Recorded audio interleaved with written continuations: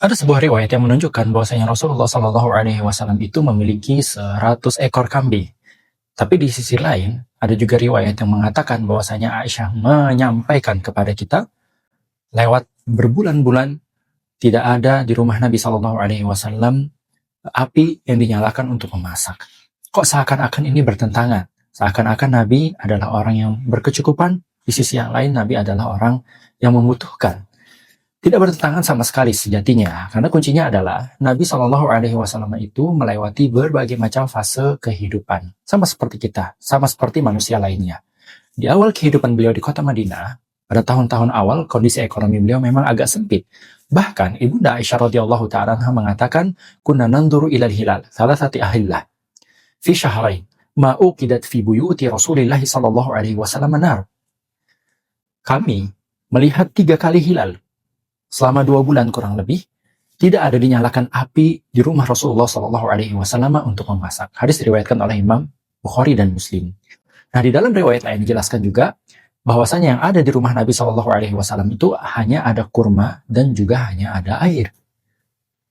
Namun keadaan mulai berubah ketika Allah Subhanahu Wa Taala memberikan kemenangan dan rezeki yang lebih luas. Contohnya ketika Khaybar ditaklukkan misalnya, Ibunda Aisyah radhiyallahu taala mengatakan, lama futihat Khaybar, qulna al-an nashba'u minat tamar.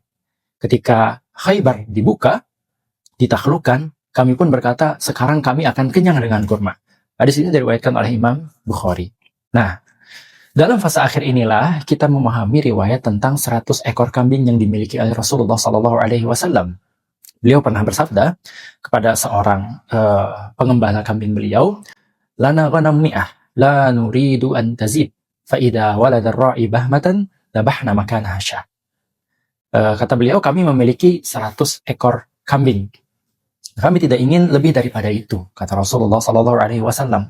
Apabila penggembala mengembalanya lebih daripada 1 ekor, ya karena ada yang beranak misalnya, ada 1 ekor lagi lahir, 1 ekor kambing lahir, maka kami sembelih 1 ekor yang lain sebagai ganti yang baru.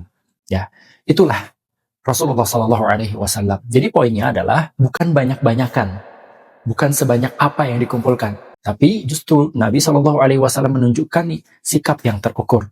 Ada kecukupan, tapi tetap dijaga, tidak berlebihan, dan harta itu siap digunakan untuk kebutuhan umat, termasuk diantaranya adalah untuk menjamu tamu.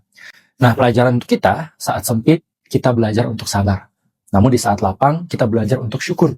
Karena Nabi Shallallahu Alaihi Wasallam mengajarkan seperti itu. Bukan soal banyaknya, bukan soal sedikitnya, tapi bagaimana hati kita tetap lurus, tetap istiqomah, walaupun keadaan kita lapang ataupun sempit. Allah Ta'ala alam.